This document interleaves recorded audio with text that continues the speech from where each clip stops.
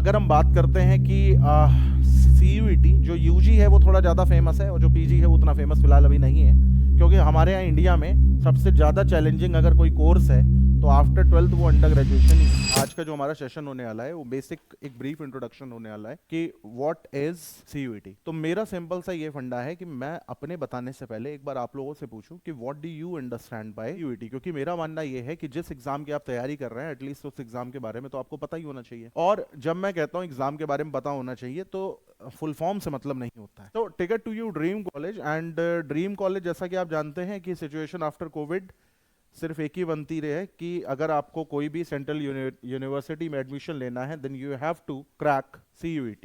ठीक है, तो CUET के भी कुछ क्राइटेरियाज होते हैं, पैटर्न क्या होता है, सिलेबस क्या होता है, स्ट्रक्चर क्या होता है, और आखिरी में मैं सबसे मोस्ट इंपॉर्टेंट आपको ये बताऊंगा कि अभी भी अगर आप क्रैक करना चाहें तो आप कर सकते हैं बहुत आराम से। अगर हम बात करते हैं कि CUET जो यूजी है वो थोड़ा ज़्यादा फेमस है और जो पीजी है वो उतना फेमस फिलहाल अभी नहीं है, क्योंकि हमारे यहाँ इंडिया में सबसे ज़्यादा चैलेंजिंग अगर कोई कोर्स है तो आफ्टर 12th वो अंडर ग्रेजुएशन ही है। उसका कारण है क्यों? क्योंकि वो स्पेसिफिक पढ़ाई है, बल्कि ये मान करके चलिए कि हम जनरल से लेकर के स्पेसिफिक तक का जा रहे हैं। जैसे MBBS है तो MBBS कोई स्पेसिफिक पढ़ाई नहीं है, वो जनरल पढ़ाई है। लेकिन उसके बाद अगर आप MD करते हो ऑर्थो में तो वो क्या हो जाती है, बट ये टोटली डिपेंड करता है कि आपका यूजी कैसा हुआ है। बहुत ज्यादा कंफ्यूजन आजकल के लोगों में दिखती है यूजी को लेकर के। कभी आपने ये देखा हमारे देश में कोई डबल यूजी है? फ्रॉड लोग बात नहीं कर रहे हैं, लेकिन हमारे देश में double PG, triple PG, 5 times PG ये होना बड़ी आम बात है और बड़ी गौरव की बात है कि भाई एक ने MA इन सोशियोलॉजी भी किया है, MA इन हिस्ट्री भी किया है, MA इन इकोनॉमिक्स भी किया है। पर किसी ने आपने देखा है कि BCom उसने करा था, फिर उसको गंदा कॉलेज मिल गया, फिर वो वापस आया, फिर उसने दोबारा BCom किया। तो एक अच्छा यूजी का जो गेटवे है वो कौन है भाई? CUET। अब CUET के अपने कुछ नॉर्म्स हैं। आप याद करिए पहले DU में एडमिशन होता था तो किस आधार पे होता था? 12th के मार्क्स पे बेस्ट 4 लिए जाते थे, याद करो। उन बेस्ट 4 में आपके 3 डोमेनिक सब्जेक्ट होते थे जिसे मेन डोमेन कहते थे, और एक लैंग्वेज ली जाती थी। लैंग्वेज मोस्टली ISC CBSE की इंग्लिश ही होती है या हिंदी होती है। वही चीज को अब CUET बना दिया गया है कि जहां पर 3 डोमेन आपको मस्ट लेने ही लेने हैं, है ना। उसके बाद आप कॉम्बिनेशन कर सकते हो और एक लैंग्वेज एसेंशियल है, कंपलसरी है, हाँ या ना। तो ट्रेंड वही है, बट अब क्या कर दिया गया है अब। अच्छा, ये चीजें हुई क्यों? सिस्टम में तो पहले भी थी और बहुत आसान थी, अब तो बहुत ज्यादा क्या नाम है बेमेल हो गई हैं चीजें। ये CUET जो लिखा हुआ है सेकंड लार्जेस्ट एंट्रेंस एग्जाम है, इसको लार्जेस्ट बनाता कौन है? एस्पायरेंट। वो तो रेलवे के ग्रुप D में बहुत ज्यादा भरते हैं, करोड़ों बच्चे फॉर्म भरते हैं, उसको नहीं बोला गया। इसको इतना ज्यादा जो वो बनाता है ना एक्सटेंसिव, वो कौन बना रहा पता है तुम्हें? इसमें दिया है कि नहीं दिया? ये बढ़ो, कितना नंबर लिखा है? 27 सब्जेक्टों में टेस्ट आप ले रहे हैं, तो इसका मतलब 27 फैकल्टी इंक्लूड हुई होंगी। जब मैं फैकल्टी की बात कर रहा हूँ तो पूरे सब्जेक्ट का डिपार्टमेंट मान, उनको चेक करना, उनका पेपर बनाना, वो पेपर कॉपी ना हो, ये इस एग्जाम की समझ लो आप पिलर भी कह सकते हो, मतलब प्रो भी कह सकते हो, कौन भी कह सकते हो, डिपेंड करता है आपका माइंड कैसा है ना। बट सपोज दैट आप लोगों को अगर मान लो DU में जाना, किस बैकग्राउंड से, तो फिर DU ही जाना है। तो DU जाने का जो गेटवे है वो क्या है? CUET है। अब CUET में सबसे पहले आपको ये समझना है कि देखो ये सब पढ़ने के लिए अच्छा है कि हाँ ठीक है ये सारी चीजें हो रही, 45 यूनिवर्सिटीज हैं, सारी UGC हैं, सारी अच्छा टॉप की हैं तो UGC से तो होंगी ही होंगी। बट मेन चीज ये है कि भाई हमें जाना कैसे, ये सब चीजें हमारे काम की नहीं। आपसे कोई नहीं पूछेगा कितनी यूनिवर्सिटीज ने इस बार क्या नाम है पार्टिसिपेट किया है CUET में, है ना, या कितने ऑप्शनल सब्जेक्ट हैं। मेन चीज अगर हमसे ये पूछी जाए कि भाई इसका स्ट्रक्चर क्या है, इसका सिलेबस क्या है, तो हमको वो चीज समझनी। एक बात आप लोग और ध्यान में रखना कि अब आप एकेडमिक्स से आगे बढ़ चुके। एकेडमिक्स में क्या होता था, आप लोग 12th में अभी तो 12th में थे ना, इसका मतलब जब आप 12th में थे तो आपने एक चीज देखी होगी, आपका स्कूल सिर्फ और सिर्फ एक चीज पे बहुत ज्यादा फोकस करता था और वो था सिलेबस के कंप्लीशन पर। इसको अपनी जिम्मेदारी मान करके कराता था, हाँ या ना। क्यों? क्योंकि वो भी जानता है कि भाई हमने माइंडसेट ही बच्चे को ऐसा दिया है कि जब तक सिलेबस कंप्लीट नहीं होगा तब तक आप एग्जाम देने लायक नहीं हो, हाँ या ना। आप आधा पढ़ करके जा सकते थे 12th के एग्जाम में, इमेजिन करो आपकी नर्वसनेस का क्या हाल होगा। क्यों? और सिलेबस कंप्लीट है तो भले रिवीजन हुआ हो ना हुआ हो, वो एक अलग चीज है, हाँ या ना। आपको ये तो मालूम था कि हम टॉपिक लिख लेंगे, सब टॉपिक लिख लेंगे, हेडिंग लिख लेंगे, और एक दो लाइन भी अगर आती है तो या वी फील कॉन्फिडेंट इन। लेकिन अगर ऐसा नहीं है तो अब इससे बिल्कुल उल्टा होता है कौन? Entrance exam. एंट्रेंस चलता है परेटो के प्रिंसिपल पर, 80-20 रूल, कि 20% will going to give you 80% marks. होशियार आदमी वही है जो उस 20 को आइडेंटिफाई कर ले। एग्जाम निकालने में मेहनत बहुत लगती है ना, 40% की मेहनत मैं आपको बता रहा हूँ, 60% तो फिर सभी कर रहे हैं। वो है कॉपी पेन लेकर के बैठना और सुबह उठ के जल्दी उठ करके पढ़ना या रात में देर तक पढ़ना, वो एक अलग चीज। But if you are not deciding देखो, या तो एक पुराना जमाना था कि हम मैप लेकर के पहले पहाड़ी पे चढ़ गए फिर देख रहे हैं अब उतरना कैसे। अब आजकल का जमाना क्या होता है कि हम पहले ही देख लेते हैं कि भैया उतरना कहाँ से, ऐसा ना हो कि खाई दिखा रहा हो फिर कह रहा हो इसी में कूदना हो, तो वो तो प्रैक्टिकली पॉसिबल ही नहीं है ना। हाँ या ना। तो मैं आपको ये बता रहा हूं कि देखो भाई, इस सेशन का पूरा पूरा ये मतलब है कि हर बच्चा चाहे तो वो अपनी स्ट्रैटेजी बना सकता है, और उसको मेरे जैसे किसी आदमी की जरूरत नहीं और होनी भी नहीं चाहिए। कारण, क्योंकि आपको सिर्फ और सिर्फ एक ही है जो बहुत अच्छी तरीके से जानता है। कौन? क्या मैं ये जानता हूं कि आपको सुबह जल्दी उठना पसंद है या रात में देर तक पढ़ना पसंद है? क्या मैं ये जानता हूं कि मैथ्स आपकी अच्छी है कि वीक है? क्या मैं ये जानता हूं कि तीनों डोमेन में से तीनों पे आपकी कमांड है या नहीं है? तो फिर मैं कौन होता हूं आपके लिए स्ट्रेटजी बनाने वाला? ये कौन बनाएगा? और number of hours will not going to decide you that whether you will going to select in your examination और नॉट। Definitely it will going to play an important role, but वो सिर्फ और सिर्फ आप कहो कि वो एक प्राइमरी फैक्टर है, तो जवाब है नहीं। उसके अलावा भी और बहुत सारे फैक्ट। ठीक है, आपने एक चीज नोटिस करी होगी, और ये मैं बहुत प्रैक्टिकल बात आपसे कर रहा हूं, कि जिस दिन आपके मन में आता है कि चलो यार आज पढ़ेंगे, आप हद से ज्यादा उस दिन बैठ जाते हो पढ़ने। होता है, हो माइट भी हो सकता है ये प्रक्रिया आपकी 2 दिन चले, लेकिन फिर तीसरे दिन आपका बुक देखने का मन नहीं करेगा। इसको ऐसे रिलेट करो, जिन लोग साथ ही कभी नहीं हुआ है वो ऐसे रिलेट करें कि जब आपको कोई गाना बहुत पसंद आता है तो आप लगातार एक हफ्ता उसको रोज सुन, फिर एक समय आता है कि महीनों गुजर जाते हैं आप उसको सुनते ही नहीं। क्यों? इसीलिए हमारी साइकोलॉजी ये कहती है कि कोई काम अगर अच्छा हो या कोई काम अगर जरूरी हो करना, तो आप उसको दिन की पहली शुरुआत में करिए, लेकिन थोड़ा करिए फिर रोक दीजिए अपने आप। क्योंकि अगर आपने उसके पीछे एक पागलपन दिखाया तो हमारा ह्यूमन माइंड बहुत जल्दी बोर हो जाता है और फिर वो उस काम से नफरत करने लगे। That is why 95% new year resolution fail हो जाता। क्यों?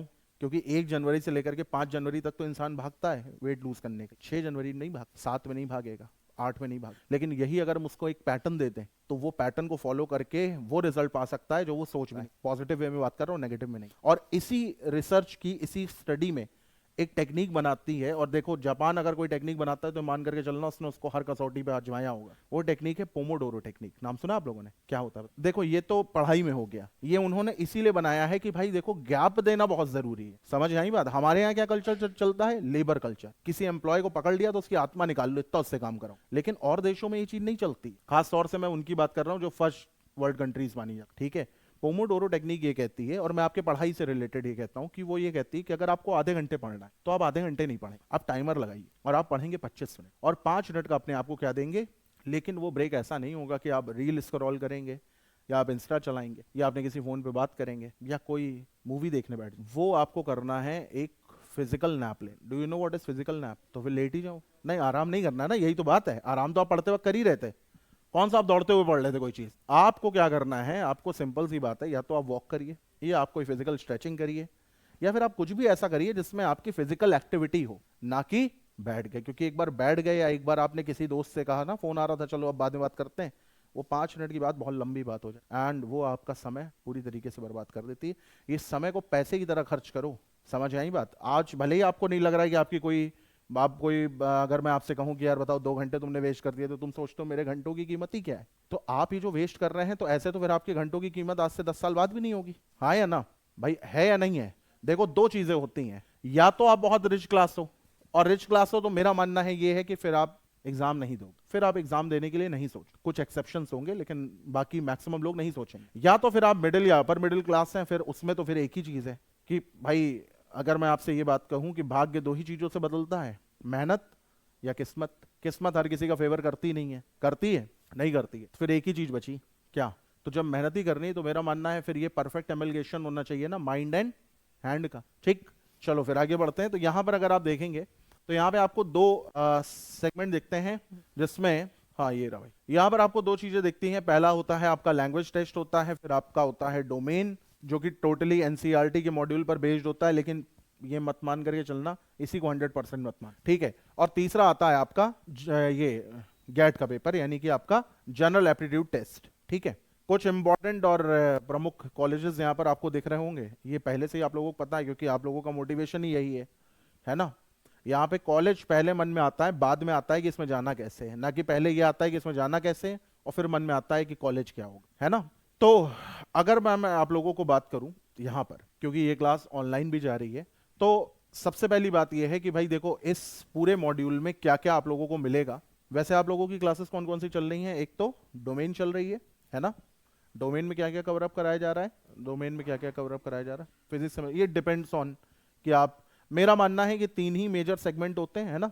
एक कॉमर्स हो गया, एक साइंस हो गया, और एक ह्यूमैनिटीज हो गया। एंड मैथ्स तो एज अ टॉपअप होती है और साइंस के साथ कंपलसरी होती है, पर जरूरी नहीं, अगर मान लो पीसीबी लिया है तो नहीं होगी, कॉमर्स के साथ भी होती है प्लस ह्यूमैनिटीज के साथ भी हो, ठीक है।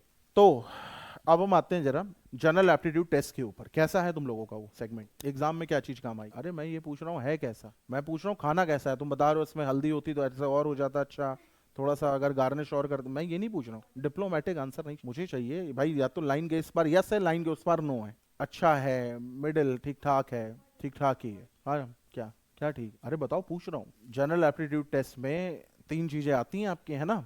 एक आपका आ गया जीके जनरल साइंस, और क्या आ गया, हो गया इसमें अभी आगे है, इसमें आगे यहीं पे इतना ही है ये। तो फिर मैं आपको बताता हूँ फिर क्या होगा, कहाँ उन्होंने बताया था, यहाँ आएगा ना ये। देखो भाई अगर मैं बात करूँ जनरल एप्टीट्यूड टेस्ट की, तो इसके 3 पिलर होते हैं, है ना।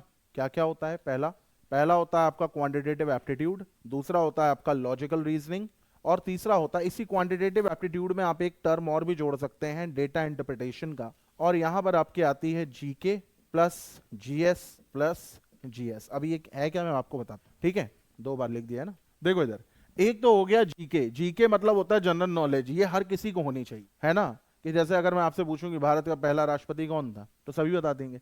लेकिन अगर मैं पूछूं भारत का पहला एजुकेशन मिनिस्टर कौन था, तो सोचना पड़ जाएगा। लेकिन ये बात क्लास 8 के बच्चे को ही पता है, तो कोई बहुत बड़ी बात नहीं होगी, हाँ या ना।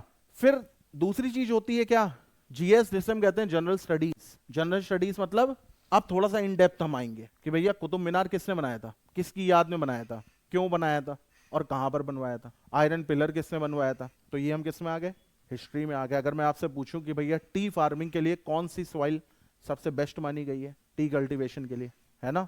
टेरेस फार्मिंग 4 ऑप्शन दे रहा हूं, इसमें से कहां नहीं कर सकते हैं, तो आपको पता है हिली एरिया में। तो ये हर बच्चे को पता हो ऐसा कोई जरूरी नहीं है, हाँ या ना। और तीसरी होती है जनरल साइंस, इसमें आपकी आ जाती है फिजिक्स, केमिस्ट्री और, ठीक, इसमें जैसे बेसिकली आपसे ये पूछा जाएगा कि भाई हार्ड वाटर क्या होता है, वॉशिंग सोडा का फॉर्मूला क्या होता है, ठीक है। आपसे ये पूछ लिया जाएगा कि एक बात बताइए, जैसे मान लो अगर हमें बैटरी फॉर्मेशन करना है तो एनोड पे क्या होना चाहिए, या बेसिकली ये पूछ लिया जाएगा किसी भी इलेक्ट्रोलाइट में एनोड और कैथोड क्या होता है, ठीक। तो ये सारी चीजें बेसिक बेसिक, ऐसा नहीं कि बहुत डिटेल में आपसे स्पेशल थ्योरी ऑफ रिलेटिविटी पूछ ली जाएगी, ठीक है। या आपसे प्रूफ करने को दे दिया जाएगा कि भाई E is equal to MC square and prove it, ठीक है। थ्योरेटिकली ये प्रूवन है, प्रैक्टिकली ये इम्पॉसिबल है, फिर भी थ्योरेटिकली प्रूवन है, ठीक है। क्या होता है E बराबर MC स्क्वायर का, E is equal to MC square क्या होता है, हाँ का स्क्वायर। अब इसका मतलब बताओ, जिनको नहीं पता, जो साइंस बैकग्राउंड से नहीं है, उन्होंने सही कहा। E का मतलब होता है एनर्जी, M का मतलब होता है मास, C का मतलब होता है वेलोसिटी ऑफ लाइट, ठीक है। इसका मतलब क्या हुआ, इसका मतलब ये हुआ कि आइंस्टीन की, देखो ऐसा आप चाहे साइंस के स्टूडेंट हो चाहे ना हो, लेकिन कुछ साइंटिस्टों को आपको जरूर पढ़ना चाहिए अपने फ्री टाइम। उसमें से नंबर 2 पे आने चाहिए आइंस्टीन, 1 पे आने चाहिए न्यूटन, ठीक है। न्यूटन उतने बोरिंग है नहीं जितने टीचरों ने बना रखे। आइंस्टीन ने एक बात कही थी कि जैसे मान लो ये क्या है, मतलब फिजिक्स के टर्म्स में मास है, वेरी गुड। अगर मैं ये मास इनको फेंक करके मारूं तो ये खुद भी तो एक मास है, तो जब मास और मास आपस में लड़ेंगे तो क्या होगा, कोलिजन होगा, है ना। इस कोलिजन को अवॉइड किया जा सकता कैसे, अगर मैं इसी ऑब्जेक्ट को स्पीड ऑफ लाइट की दुगनी नहीं, स्क्वायर की वेलोसिटी से इनको फेंक के मारूं, तो अब ये मास नहीं रहा, ये क्या हो गया, ये इनके आर पार हो जाएगा बिना इनको चोट पहुंचाए। ऐसा नहीं, ये घायल हो जाएंगे। अब मैं बोल रहा हूँ साउंड एनर्जी है, मैं अगर आपके पास आकर के बोलूं तो क्या मेरे शब्द से आपको लगने लगेंगे क्या, नहीं ना। मैं टॉर्च अगर डालूं तुम लोगों पे तो क्या तुम लोग जलने लगोगे, नहीं, क्यों, एनर्जी है। एनर्जी मास के साथ रिएक्ट करे ना करे ये कोई जरूरी नहीं है, वो तो एनर्जी में चेंजेस किए जाते हैं तब वो मास के साथ रिएक्ट करती है। मैं एक बहुत बड़ा बम ले आया, अब तुम लोग डरोगे, अरे 2 सिनेरियो हैं। एक ये है कि भाई मान करके चलो कि उसमें एक पाइप है और मैंने आग नहीं लगाई है ना, यहाँ कुछ किसी के पास कुछ है आग लगाने वाला, डरोगे तुम लोग, नहीं, एनर्जी मास के साथ रिएक्ट ही नहीं कर रही।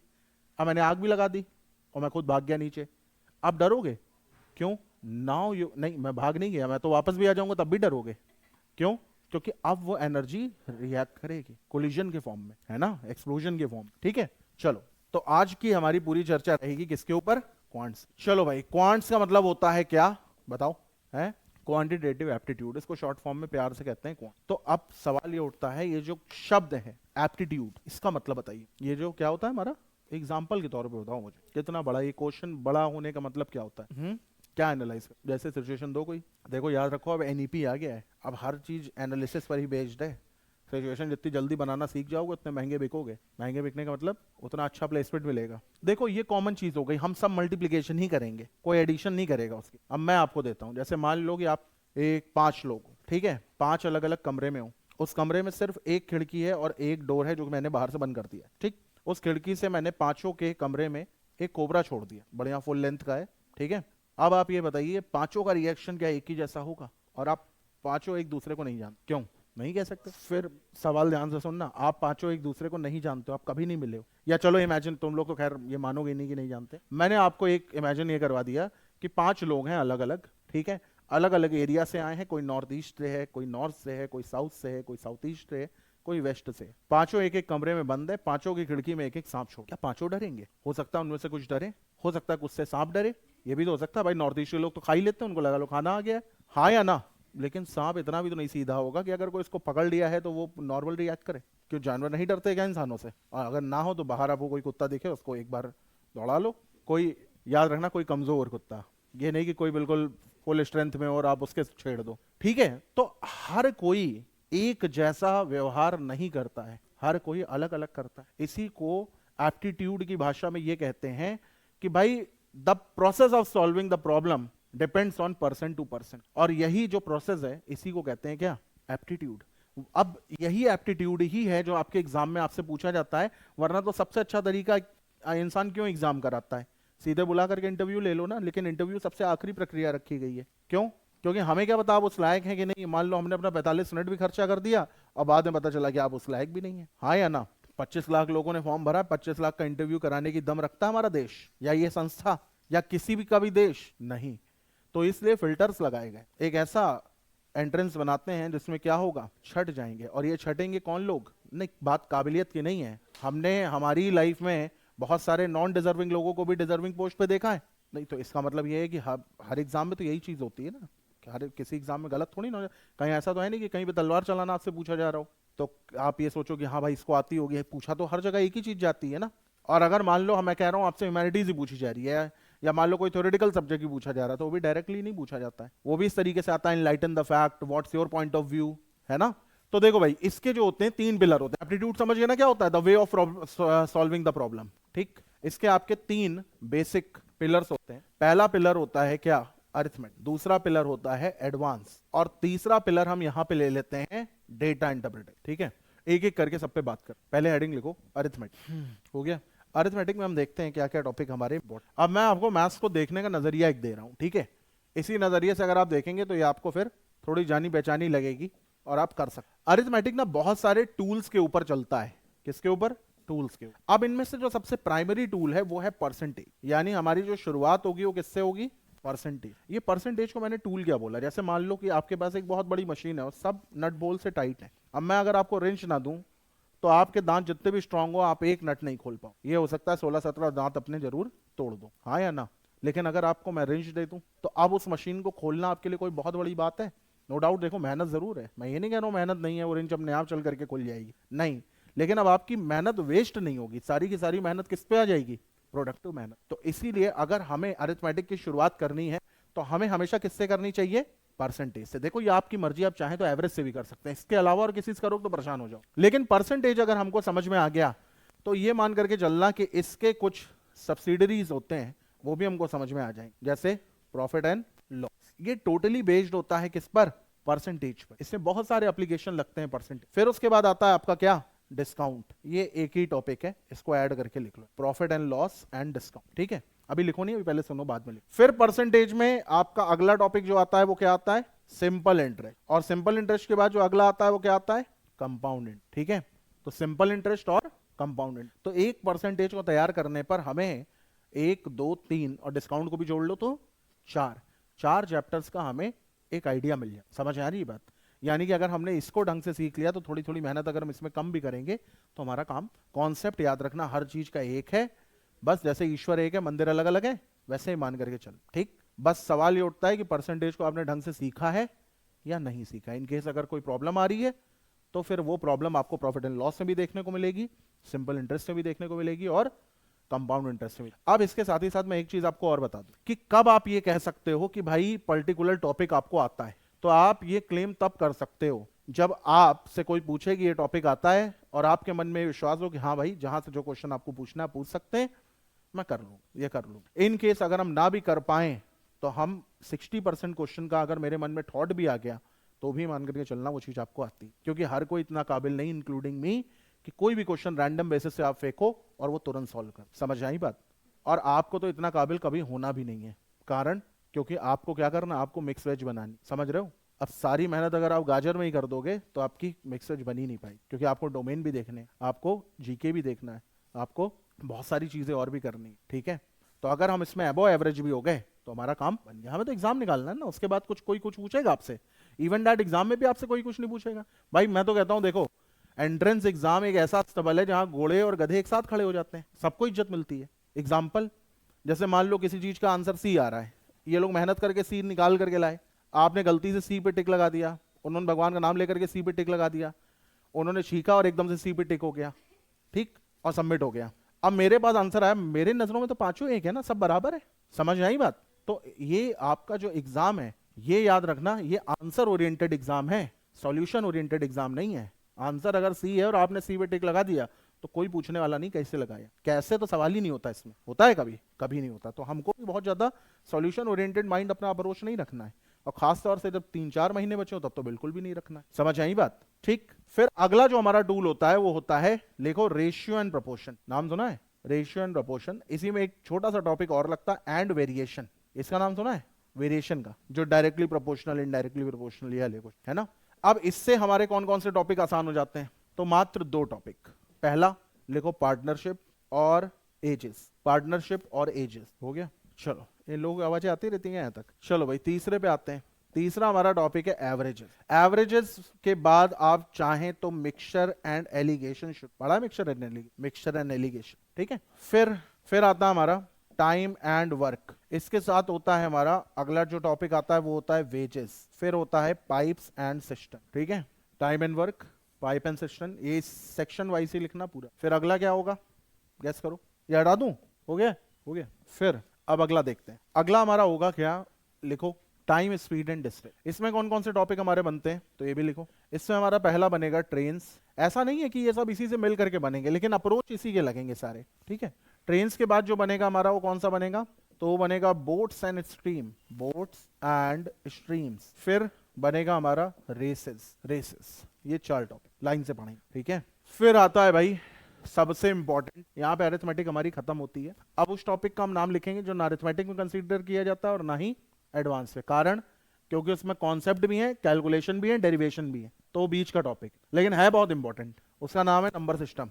अब नंबर सिस्टम में क्या क्या चीजें आती हैं ये देखो। सबसे पहला लिखो classification of number, classification of numbers. दूसरा है डिविजिबिलिटी रूल। तीसरा लिखो, तीसरा लिखिए। तीसरा आपका आएगा, डिविजिबिलिटी के बाद हम लोग शुरू कर सकते हैं फैक्टर्स। फिर 4th नंबर में हम कर सकते हैं यहाँ पर यूनिट डिजिट। फिर कर सकते हैं हम नंबर ऑफ जीरो। फिर कर सकते हैं रिमाइंडर, और फिर कर सकते हैं मिसलेनियस, ठीक है। ये सब चीजें पढ़ी हैं आप लोगों ने, सारी हो गया। फिर इसी नंबर सिस्टम में हम एक टॉपिक और भी आता है हमारा, अब वो मानने को मानो नंबर सिस्टम में आता है नहीं, लेकिन वो टॉपिक होता है हमारा, यहीं पे लिख लो पॉइंट नंबर 8 बना करके लिखो, HCF एंड, या अगले पेज इसको अलग ही टॉपिक लिखो, HCF एंड LCM, ठीक है। ये अपने आप में एक टॉपिक है। फिर अगले पर आते हैं सर्ट्स एंड इंडाइसेस। ये बहुत बड़ा टॉपिक है, लेकिन मैं आपको 4 फॉर्मूले दूंगा, इससे बाहर से नहीं पूछा जाएगा, ठीक है। उन 4 पे आप 10-10 क्वेश्चन लगा लीजिएगा, मोर देन इनफ। नहीं, सब अलग अलग कह तो रहे हैं, इसमें कैलकुलेशन भी है, डेरिवेशन भी है, तो ये बीच का है, ऐसे मान लो, ठीक है। ऐसे कहते हैं जिसमें डेरिवेशन हो वो एडवांस है, जिसमें कैलकुलेशन कॉन्सेप्ट हो वो अरिथमेटिक है। इसमें दोनों ही है, ठीक है। और नो डाउट आप 2016-17 की बुकें देखेंगे मैथ्स की, तो उसमें नंबर सिस्टम एडवांस माना जाता है। अब जो बुक्स आ रही हैं उसमें नंबर सिस्टम अरिथमेटिक माना जाता है। तो हमें इससे कोई फर्क पड़ता है? पढ़ना है, वो भी इंपॉर्टेंट है, लेकिन नंबर सिस्टम बहुत इंपॉर्टेंट। अकेला नंबर सिस्टम पूरी अरिथमेटिक के बराबर हैसियत रखता है, ठीक है। यहाँ पे हमारी अरिथमेटिक खत्म होती है। अब शुरू होती है क्या, अब देखो एडवांस से हमें डरना नहीं है, ये नाम की एडवांस है, इसका मतलब ये नहीं बहुत हाई फाई मैथ्स आएगी आपकी MSc वाली मैथ्स। इसमें हमें ये जानना है कि देखो इधर पूरा अरिथमेटिक करते हुए हम मान करके चलेंगे हमने 60-70% नंबर पा लिए। सुनो इधर ध्यान से, ठीक है। अब पाने को क्या रह गया, मान लो 60-70% हमने ले लिया, तो कितने परसेंट बचे? 30-40% बचे हैं। उस 30-40% में क्या उतनी ही मेहनत करनी चाहिए जितनी 60-70% में करी है? बताओ, आपको क्या पूरे में पूरे नंबर लाने हैं? क्या अवार्ड लेना है NTA से? बताओ। अगर लेना है तो मैं कहूंगा करो, जो कि मिलना नहीं है, तुम पूरे में पूरे भी ले आओगे तब भी एक कांग्रेचुलेशन भी कोई नहीं बोलेगा, ठीक है। ये भी बात ध्यान में रखना। तो एक बात ये ध्यान में रखना कि जहां पे ख्याति ही नहीं मिलनी, फिर वहां इतनी मेहनत करके हम करेंगे क्या, ठीक है। फिर वही डाउट है, मतलब फिर से वही चीज है। अगर 1 साल होता तुम्हारे पास तो मेरा शब्द इस समय अलग होते, लेकिन क्योंकि 1 साल नहीं, इसी साल निकालना है ना पेपर, ठीक है, और ऑलरेडी ड्रॉपर हो तो अब सुपर डुपर ड्रॉपर तो बनना नहीं है। क्योंकि ड्रॉपर, एक बात ये ध्यान में रखिएगा कि कोई बहुत अच्छी चीज नहीं मानी जाती है। जब से कोविड ने हमें एक चीज सिखा दी है, क्या, ये तो तुमको सिखाई है, बाकी लोग क्या सिखाई, एजुकेशन को लेकर के बहुत रेवोल्यूशन आया है। एक स्टूडेंट्स एजुकेशन की तो बात करेंगे तो उनसे मार्केट और धंधे की बात तुम करेंगे नहीं कि कोविड ने हमें क्या सिखाया है बाजार को लेकर के, है ना। क्या सिखाया है कि degree based education is now converting into skill based. और स्किल का मतलब क्या होता है कि चीजें कम समय में भी आप एक्वायर कर सकते हैं। आपने देखा होगा भारत के मार्केट ट्रेंड में बहुत सारी चीजें जोड़ी जा करके स्किल टेस्ट पे, जैसे डेटा साइंस करके एक प्रोग्राम आया, नाम सभी लोगों ने सुना होगा। अब कुछ चीजों के नाम नहीं सुने होंगे, जैसे क्लाउड कंप्यूटिंग, लेकिन वो इतनी इज्जत नहीं पा पाया जितनी डेटा साइंस पा गया। फिर दूसरा ये अपना डेवॉप्स भी बहुत अच्छी प्रोफाइल है, आपको बहुत कम मेहनत में बहुत आगे ले जाएगी, लेकिन अगेन उतनी ख्याति नहीं मिली जितनी डेटा साइंस को मिली। डेवॉप्स देखो, पहले क्या होता था, आईटी फील्ड में 2 अलग अलग विंग्स को एक बना दिया गया, development plus operation is DevOps, ठीक है, कुबरनेटिस करके जो सॉफ्टवेयर है, क्योंकि इसमें मेरा बहुत अच्छा हैंड है, था, अब नहीं है, अब तो काम ही छोड़ दिया। तो डेवॉप्स इंजीनियर्स भी बहुत अच्छी तरीके से प्लेस्ड होते हैं। अभी रिसेंटली मैं एक को जानता हूँ 6.5 लाख से 12.5 लाख के पैकेज पे आ गया जस्ट बाय डूइंग डेवॉप्स, लेकिन उसको इतनी ख्याति नहीं मिली जितनी किसको मिल गई, डेटा साइंस को। क्यों? डेटा साइंस को बनाया ही इसी तरीके से गया कि जो जितने भी कामचोर और नल्ले किस्म के लोग हैं, ये लोग भी डेटा साइंस करके लाखों रुपए का पैसा पा सकते। और हमारे भारत में सबसे ज्यादा तादाद किन लोगों की है? इन्हीं लोगों की। तो सबसे ज्यादा मार्केट कहाँ है बताओ? अब मान लो कि कोई बिलो एवरेज आदमी है, और ये बिलो एवरेज मैं ये नहीं कह रहा हूँ कि वो मेहनत करे, तो दुनिया का हर इंसान, देखो किस्मत होती है आपकी खराब है तो कुछ नहीं कहा जा सकता, लेकिन ऐसे लोग तो एक्सेप्शंस होते हैं, लेकिन मैक्सिमम लोग तो ऐसे होते हैं कि जो मेहनत करें तो आगे बढ़ जाएंगे, परंतु जो नहीं करते हैं उसके बावजूद भी वो किस कैटेगरी में आएंगे, जो मैंने अभी बोला। तो ऐसे लोग हमेशा ये ढूंढते हैं कि हमको एक ऐसी नौकरी मिल जाए जिससे हमको बहुत ज्यादा मेहनत न करनी पड़े, लेकिन इज्जत और पैसा ये दोनों एज अ कॉम्बो हमको मिले। अब अगर मैं उनको ये बताऊं कि डेवॉप्स में आपको सॉफ्टवेयर पे भैया बहुत ग्रिपिंग रखनी पड़ेगी, मैथ्स का एक अच्छा रोल रहेगा, तो वो लोग आएंगे कभी? अब मैं कहूं एज़्योर और कंप्यूटिंग में आपको भैया नॉलेज लेनी पड़ेगी, तब जाकर के आपको नौकरी मिलेगी, और स्टार्टिंग में बहुत लो पैकेजेस हैं, तो वो लोग आएंगे। और अगर मैं कहूं कि देखो अगर आपको कुछ भी नहीं आता, आप किसी काम के भी नहीं है, तो भी आप बहुत काम के हो सकते हैं 3 महीने के अंदर, तो वो लोग आएंगे। इसीलिए उसके ऐसा नहीं है, जो काम डेटा साइंस से और एनालिटिक्स करा रहे हैं, आप जाकर के देखिएगा उनके पास ये भी ऑप्शंस होंगे, लेकिन वो बताएंगे नहीं, क्योंकि उनको पता है ना वो नौकरी आपको दिला नहीं सकते। इसमें क्या है, आप थोड़ी बहुत ही मेहनत करोगे तो एनालिस्ट तो आपको कोई बना देगा। Analyst is superior grade of data entry operator, nothing else. Main चीज क्या होती है? मशीन लर्निंग, जिसमें रिग्रेशंस आपको करने पड़ते हैं, जिसमें वाकई आपको पढ़ना पड़ता है। फिर आप जाकर के गाली दोगे उस इंसान को जिसने कहा था यूं हो जाए, क्योंकि यूं तो नहीं होगा, है ना। रिग्रेशन समझते हो ना क्या होता है? Advance form of arithmetic, statics. चलो, तो यहां पे एडवांस में अगर हम देखें तो ये कितना आएगा भाई? ये आएगा हमारा 30% टू 40%। अब देखो, अब हमें इसमें क्या करना है, इसमें हमें थोड़ा सा हंस बनना है। हंस समझते हो ना क्या होता है? मोती चुगना है, यानी जो काम आराम से हो सकता है सिर्फ वो काम हम करेंगे, जिसमें बहुत ज्यादा मेहनत लगेगी वो छोड़ देंगे। ठीक, क्या क्या करेंगे देखो इधर। हम यहां पर देखेंगे बेसिक्स ऑफ एलजेब्रा, और जब मैं कह रहा हूं बेसिक्स ऑफ एलजेब्रा तो वाकई याद रखना, एलजेब्रा को बोझ नहीं बनने दूंगा आप पर, ठीक है। कुछ चीजें तो देखो आपको देखनी ही पड़ेगी, लेकिन हाँ इस चीज की भी गारंटी है कि क्वेश्चन वहीं से बनेंगे। ठीक, अब बेसिक्स ऑफ एलजेब्रा में ये मान करके चलना, हम एक्सपेंशन देखेंगे। एक्सपेंशन इजी होते हैं। एक्सपेंशन समझते हो ना क्या होता है? ए प्लस बी का होल स्क्वायर, ए प्लस बी का होल क्यूब, ठीक है। फिर हम यहां पर देखेंगे लीनियर इक्वेशन, फिर हम यहां पर देखेंगे क्वाड्रेटिक इक्वेशन, सब बेसिक है, ये बात ध्यान रखना। डेफिनेशन 2 एग्जांपल, डेफिनेशन 2 एग्जांपल, थोड़ा लीनियर देखेंगे क्योंकि लीनियर से क्वेश्चन बनते हैं। और उसके बाद हम देखेंगे sequence and series. Sequence and series, कौन कौन सी सीरीज? सबसे पहले देखेंगे एपी, फॉर्मूला 3 बताऊंगा, उसी 3 में से क्वेश्चन बनेगा। दूसरा देखेंगे जीपी, एक फॉर्मूला, वहीं से क्वेश्चन बनेगा। एचपी, एक फॉर्मूला, वहां से कभी क्वेश्चन नहीं बने, एचपी ज्यादा नहीं पूछिए, ठीक है। ये समझते हो ना एपी जीपी एचपी क्या होता है? प्रोग्रेशंस होते हैं सब, ठीक है। हाँ, अगर डायरेक्टली जा रहे हैं तो अरिथमेटिक है, अगर एकदम से बूम हो रहे हैं तो ज्योमेट्रिक है, और वेव साइकिल को फॉलो कर रहे हैं तो हार्मोनिक, ठीक है। तो ये तो हो गया बेसिक्स ऑफ अलजेब्रा। अब आते हैं ट्रिग्नोमेट्री पर। बेसिक आइडेंटिटीज, इन्वर्जन के नाम पे बस 3 फॉर्मूले, इनवर्स रेशियो होता है ना, बस 3 फॉर्मूले और कुछ नहीं, चौथा एक भी नहीं, ठीक है। हालांकि इनवर्स पूछी नहीं जाती, लेकिन इनडायरेक्टली पूछी जाती, ठीक है। उसके बाद आपका आ जाएगा हाइट एंड डिस्टेंस। हम इसमें ग्राफ ऑफ नहीं देखेंगे क्योंकि वो सब पूछा ही नहीं जाता, ठीक है। हाइट से भी क्या नाम है, एक क्वेश्चन बनता है 45 डिग्री बेस्ड, 60 डिग्री बेस्ड, वो मैं आपको बता दूंगा कि देखो ये डेटा चेंज होकर के इस तरीके से बना, ठीक। तो अगर आपने प्रैक्टिस अच्छी कर ली और किस्मत ने साथ दिया, देखो मैं गारंटी के साथ तो नहीं कह सकता हूँ कि यही आएगा, ये तो दुनिया कोई आदमी नहीं कह सकता, है ना।